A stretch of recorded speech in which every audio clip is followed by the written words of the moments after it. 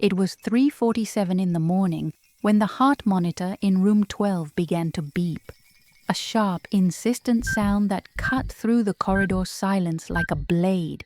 But there was a detail that chilled the blood. Room 12 had been empty for 3 years. No one should be there. And yet, the name flashing on the device's screen was hers. Mary, not a patient's, not a doctor's, hers, Mary Sullivan. As if the hospital knew something she herself didn't. As if the walls, after so much silence, had decided that night to call her by name. The air conditioning hummed low, almost muffled by the sound of her own footsteps on the cold linoleum. She didn't want to look back, but she felt it. Something was watching her. It wasn't the first time she'd heard stories about room 12. Older nurses made the sign of the cross when passing that corridor, and doctors avoided even mentioning it during shifts. They said that after the fire, things were never the same, that the voices didn't come only from patients, that sometimes in the middle of the night the intercom would crackle on its own, and whoever answered would hear a name, always a name, never an explanation. Mary tightened her fingers around the flashlight, its trembling beam illuminating the half-open door. There was no under-maintenance sign, no caution tape. Just silence, dense as fog, and that smell. Not of disinfectant, not of medicine, but of something old, burnt, as if the fire that had consumed that room years ago still lingered in the air, waiting for another victim. She pushed the door with her shoulder, and the creak of the hinges echoed like a groan. The monitor continued to beep, but now there was more. A whisper, a damp breath in her ear, so close that she felt her skin crawl. Mary. It wasn't a patient's voice. It wasn't the voice of anyone living. Her eyes fell on the chart hanging on the door. The paper, yellowed by time, fluttered as if an invisible hand were touching it. Irregular handwriting written hastily. Patient, Mary Sullivan, diagnosis, urgent. Urgent for what? Urgent for whom? She hadn't been admitted, she wasn't sick. But there, in that room that shouldn't exist anymore, something or someone seemed to think differently. And then, as if answering her thought, the intercom crackled. Static cut through the air, followed by a long sigh, like relief or anticipation. "You finally came," said the voice, soft, almost affectionate. "I knew you would come." Mary couldn't move, couldn't scream, because deep down she already knew. This wasn't just any call, it was a warning, or perhaps a confession. And the worst part, she had no idea what would come next. If you also want to discover what happened to Mary and why room 12 should never have been opened, don't go anywhere. This mystery is just beginning. And if you like stories that mess with your head and won't let you sleep, hit that like button, subscribe to the channel, and turn on notifications so you don't miss the next episode. Because, believe me, you won't want to miss this. The night at St. Michael's Hospital was always the same. A slow, heavy rhythm punctuated by patients' groans, the rustle of bed linens, and the constant hum of machines keeping alive those who could no longer fight alone. Mary walked through the corridors like a ghost among ghosts, her steps echoing on the worn linoleum, while the fluorescent light flickered as if tired of illuminating so much pain. She knew every corner of that place, the rooms where the elderly waited for death with resignation, the waiting room where families cried in silence, the cafeteria that smelled of burnt coffee and despair. But that night, after what had happened in room 12, even the air seemed different, denser, as if the hospital was breathing along with her, slowly, as if preparing for something. She tried to focus on routine. She checked the vital signs of Mr. Thompson, a 90-year-old man who spent his days murmuring prayers and staring at the wall as if he saw something beyond it. "They call by name, child," he had repeated earlier, while Mary adjusted the IV. "Don't answer." At the time, she had smiled, thinking it was another age-related delusion. Now, however, the old man's words echoed in her mind like a warning she had ignored. In the nursing station, the head nurse, Nurse Roberts, was sitting behind the desk, her thick fingers leafing through a prayer book. Her rosary never left her neck, and her eyes, small and sharp, seemed capable of seeing through people. "You're pale, Mary," she said without looking up. "Night shift isn't for the weak." Mary swallowed hard. It was just a scare, Nurse Roberts. The monitor in room 12 must have malfunctioned. The old nurse finally looked at her, and there was something in that look. It wasn't concern nor anger. It was fear, an ancient, rooted fear. "That room doesn't have a monitor," she replied dryly. "And there's been no one to malfunction for 3 years." Mary felt a chill. "But I saw—" "You didn't see anything," Nurse Roberts cut in, closing the book with a thud. "And if you know what's good for you, you won't go looking." But how not to look? How to pretend nothing had happened when her own name had been written on that yellowed chart? When a voice that wasn't hers had whispered her name as if it had known her for years? She went to the medical archive, a cramped room at the end of the corridor where the smell of mold and old paper dominated. The shelves creaked under the weight of dusty folders, and the weak light from the hanging lamp made shadows dance on the walls. Mary searched for room 12. There were no recent records, nothing in the last 3 years, but then, among disorganized folders, she found a yellowed newspaper, folded as if someone had hidden it hastily. The headline was clear: "Fire at St. Michael's, 7 dead, including nurse." And below, a blurred photo of a woman in a lab coat smiling at the camera. The name in the caption, Mary Sanders. Her heart raced. It wasn't possible. It couldn't be a coincidence. She turned the page, trembling, and read the article. The fire had started in room 12, spreading too fast for anyone to escape. Witnesses said they heard children screaming, but the strangest thing was the testimony of a surviving nurse.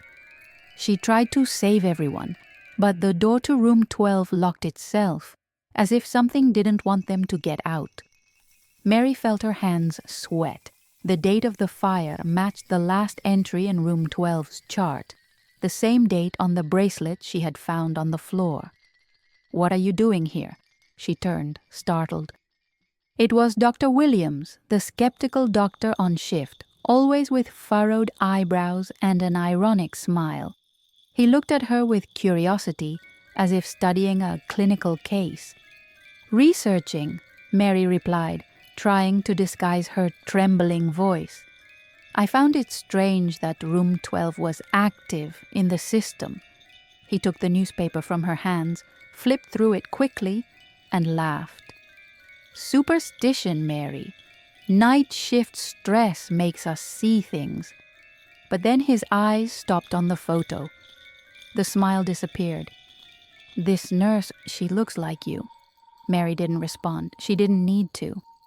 He turned to the computer, typed something, and his face went pale. "This doesn't make sense," he murmured. "This name isn't in the system. It's as if she never existed." Mary felt the ground disappear beneath her feet. If Mary Sanders wasn't in the system, then who was the woman in the photo? And why was her name on the chart? Why had the voice called her as if it knew her? She needed to go back to room 12. She needed answers. But when she turned to leave, Nurse Roberts was standing in the doorway, blocking her passage. Her eyes were no longer cold. They were furious. I warned you," she whispered, her fingers gripping the rosary until her knuckles turned white. "Some doors shouldn't be opened. Some voices shouldn't be heard." Mary tried to pass, but the old nurse grabbed her arm with surprising strength. "You don't understand, girl. She doesn't want help. She wants company." And then, as if realizing she had said too much, Nurse Roberts released Mary and backed away, murmuring a prayer. Alone again, Mary took a deep breath. The hospital seemed quieter than ever. Even the monitors seemed to hold their breath. She looked at the clock. 4:17. Still 2 hours until sunrise. 2 hours to discover what room 12 was hiding.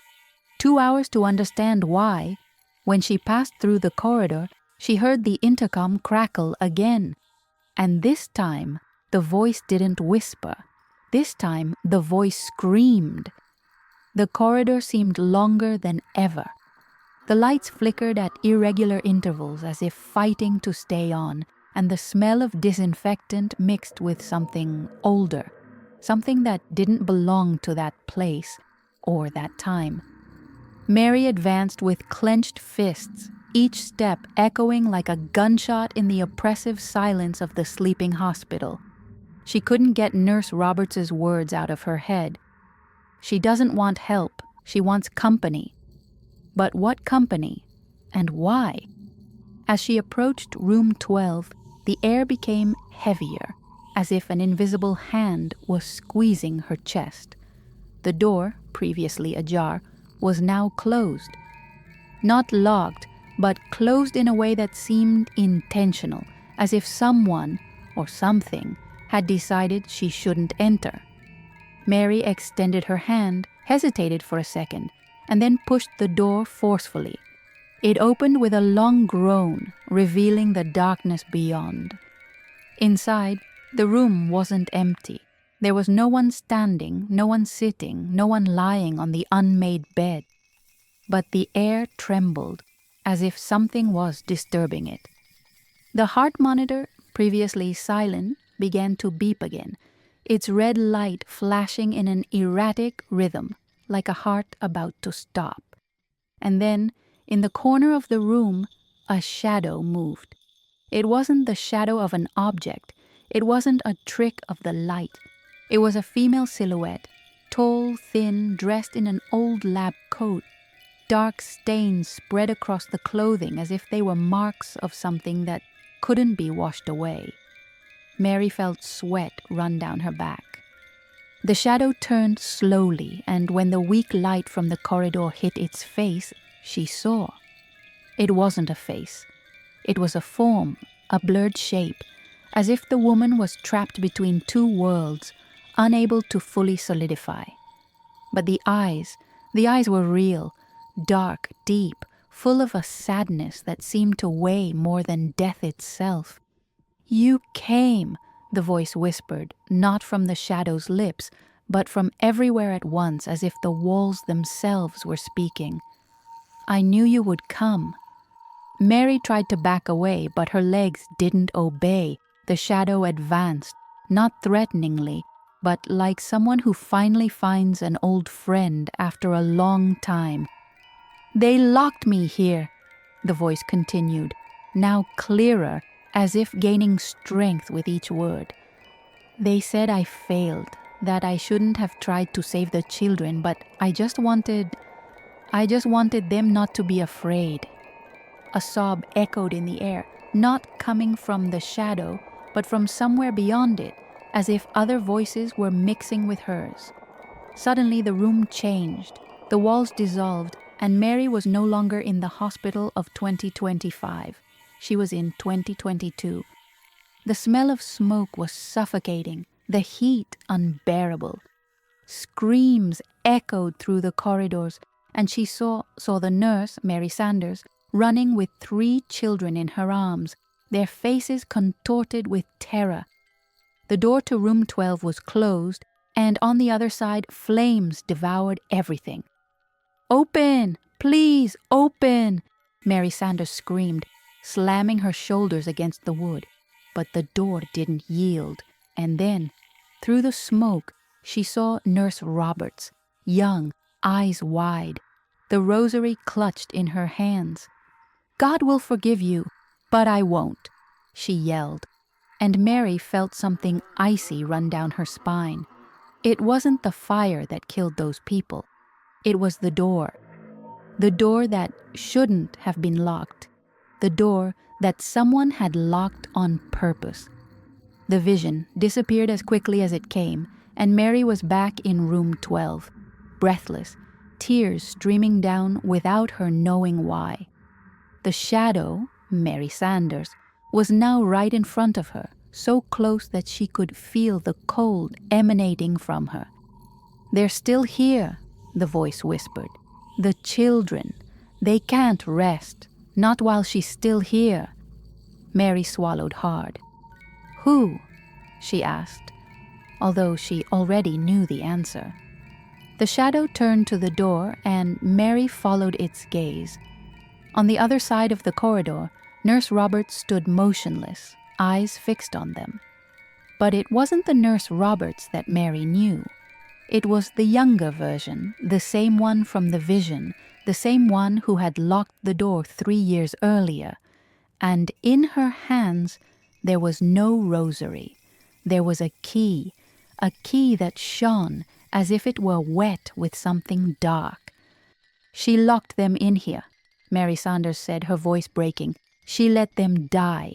And now every night she hears their screams. It's her punishment, but it's theirs too." A weak cry began to echo, coming from somewhere beyond the walls. It was the sound of children, crying, calling. "Mary!" a little voice whispered. "Mary, we're afraid." Mary felt something break inside her. It wasn't fear, it was anger. It was compassion. It was the certainty that she couldn't simply leave and pretend nothing had happened. "What can I do?" she asked, and the shadow smiled for the first time. It wasn't a happy smile, it was a relieved smile. "Find them," she said. "Find them and let them go." And then, as if her words had triggered something, the room's lights flickered violently, and when they returned, the shadow had disappeared. But the children's crying hadn't. It now came from the ceiling, the walls, the floor, as if the hospital itself was crying. And then, very slowly, the bed in room 12 began to shake, not as if someone were lying on it, as if something was trying to get out from under it. Mary backed away, her heart beating so hard she was sure she would faint. But before she could react, the room door slammed shut and all the lights went out. In the dark, an icy hand touched her shoulder. "You'll help us, won't you, Mary?" the little voice asked. And then, right in her ear, the shadow of Mary Sanders whispered, "Run." And you, what would you do if you heard voices in the dark? Would you let curiosity lead you, or would you run before it was too late? The darkness was absolute. Mary couldn't see even her own hands in front of her face, but she could feel their presence, the children, as if they were breathing the same air as her. The crying had ceased, replaced by a silence so dense it seemed alive. And then, as if an invisible door had been opened, a faint, bluish light began to filter from under the bed. It wasn't the light of a lamp, nor the clarity of the moon. It was something older, deeper, as if it came from a place where time didn't exist. She knelt, her trembling fingers touching the cold floor, and there, interspersed in the shadow, she saw 3 hospital identification bracelets, each with a name: Anna, Peter, Sophie, each with the same date, the night of the fire. When Mary picked up the bracelets, a memory that wasn't hers flooded her mind. It wasn't a vision, it wasn't a dream, it was a truth. The children hadn't died in the fire. They had been hidden, buried under the hospital where no one could find them, where no one could hear them. except Mary Sanders, who, in her last moments, swore not to rest until they were freed. The room door opened with a creak, and the corridor light invaded the space like a breath of life. Nurse Roberts was there, no longer young but aged by guilt, eyes red, hands trembling. "I didn't want to," she murmured, her voice broken. "I was afraid of fire, afraid of God, afraid of everything. But the worst punishment isn't fire. It's hearing their screams every night. It's knowing I condemn them to stay trapped here, with me." Her voice failed, and for the first time, Mary saw not an executioner, but a woman broken by remorse. "Why did you do this?" Mary asked, not with anger, but with a sadness that seemed to come from far beyond herself. Nurse Roberts fell to her knees, the rosary slipping from her fingers. "Because I was a coward.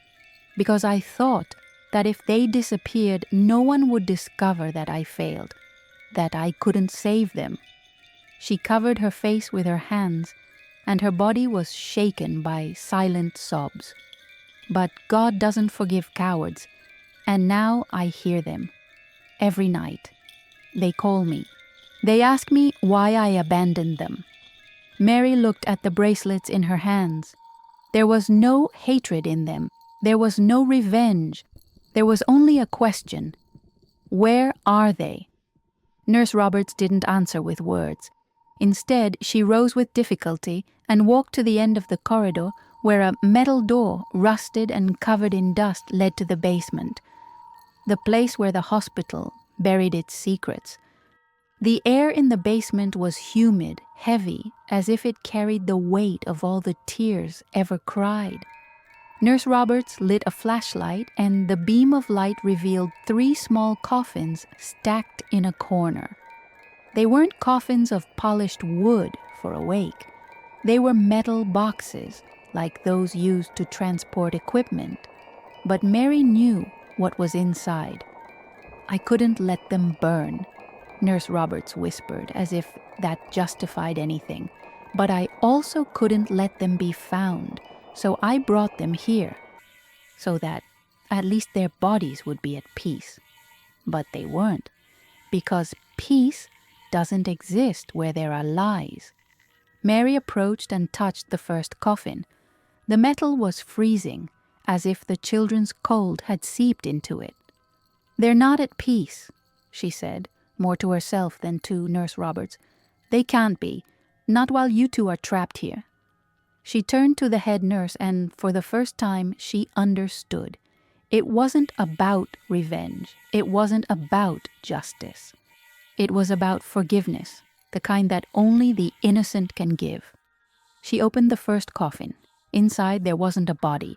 There was a rag doll, worn by time, and a yellowed note. "If anyone reads this, please pray for us." Mary felt tears burn her eyes. It wasn't children she saw there. It was stolen childhood. It was betrayed innocence. It was faith. Not in God, not in adults, but in the idea that someone one day would find them. Nurse Roberts fell to her knees again, this time not from pain, but from relief. "You came," she said, as if only now understanding. "You came, and you heard them." Mary didn't know what to say. There were no words for that. So she did the only thing she could. She lit the candles she found on a nearby shelf and placed them over each coffin, one by one. And as the flame danced, she read the names aloud. Anna, Peter, Sophie. Not as a farewell, as an invitation. The air in the basement began to change. It didn't get lighter, it didn't get warmer, but something in it moved as if an invisible current had been broken. And then, very slowly, a sigh echoed through the walls. It wasn't the sigh of a child. It was the sigh of many, a sigh of relief, of gratitude, of freedom. When Mary returned to room 12, the chart with her name had disappeared. The heart monitor was off. And in the place where Mary Sanders's shadow used to stand, There was only a ray of sunlight, weak but real, cutting through the darkness like a promise. Nurse Roberts said nothing when Mary handed her a blank resignation letter the next morning. There were no apologies, no explanations, just a rosary, placed in Mary's palm with a look that was worth more than 1,000 words. "God chose you to free us," she murmured. "Thank you." Mary left the hospital with the sun rising, but didn't feel relieved. She felt different, as if she had carried a burden that wasn't hers and, upon delivering it, had discovered something about herself. Maybe faith wasn't about believing in miracles. Maybe it was about hearing the voices that no one else wanted to hear, about seeing what others chose to ignore, about realizing that sometimes redemption doesn't come from heaven, it comes from ourselves. She looked back one last time at the window of room 12. For a second, she swore she saw a silhouette waving, not with sadness, with gratitude. But when she stepped onto the sidewalk, her phone rang, an unknown number. She answered, and on the other end, a voice she didn't recognize said, "Nurse Mary Sullivan, we have an emergency in room 12. She held her breath. "But room 12 is empty," she replied, already knowing what would come next. The voice on the phone hesitated, then "It's whispered, not." and "No." the call dropped. Mary looked at the screen. The number that had dialed was her own. The phone fell from Mary's hands, breaking on the floor of the empty parking lot. The sound of shattering glass echoed like a gunshot, but she barely heard it. Her eyes were fixed on the screen, where the number still blinked, insistent like a warning. Her own number. As if the past and present had intertwined in a way she couldn't unravel. The wind blew strong, lifting dry leaves and abandoned papers, and for a moment, Mary felt as if the air itself was whispering secrets. She breathed deeply, trying to cling to rationality, to the logic that had always guided her. But how to explain something that defied everything she knew? How to ignore the voice that, even now, seemed to echo inside her own head, like a call that couldn't be silenced? She went back to the hospital, not out of obligation, not out of curiosity, but because she knew, deep in her soul, that it hadn't ended. The second-floor corridor was deserted, the lights still flickering as if about to go out forever. Mary stopped in front of room 12's door. There were no more signs, no more warnings, just silence so heavy it seemed like a living presence. She pushed the door, and this time there was no resistance. The room was empty, not just without people, but as if it had never harbored anything but shadows. The heart monitor had disappeared. The chart with her name was no longer there. Only a faint smell remained, like wilted flowers, and a feeling that something, or someone, had departed. But then she saw it. On the floor, right in the center of the room, there was a hospital identification bracelet. It wasn't old. It wasn't worn. It was new. And the name on it wasn't a child's. It was hers, Mary Sullivan. With today's date, she picked it up, and at that instant the lights went out. It wasn't a blackout. It was as if someone had turned off the world. In the dark, a voice whispered so close she felt warm breath in her ear. "You always knew you'd come back." It wasn't Mary Sanders's voice. It wasn't a child's voice. It was a voice that seemed to come from all directions at once, as if the hospital itself was speaking. "They needed you, and now I need you." Mary tried to back away, but her back hit the wall. There was no exit. There was no escape. "Who are you?" she asked, her voice trembling but firm. The silence that followed was worse than any scream. Then, very slowly, a light began to form in the center of the room. It wasn't a common light. It was a form, a figure that seemed made of mist and memory, a nurse like her, but with a face Mary didn't recognize. It wasn't Mary Sanders, it wasn't any of the children, it was someone else, another soul trapped in that place. "I am what was left when they locked the door," the voice said, and Mary felt her heart freeze. "I am their fear, the remorse, the guilt that was never assumed." The figure extended its hand, and Mary saw that it didn't have fingers, but threads like roots that dragged across the floor, connecting to something beyond the walls.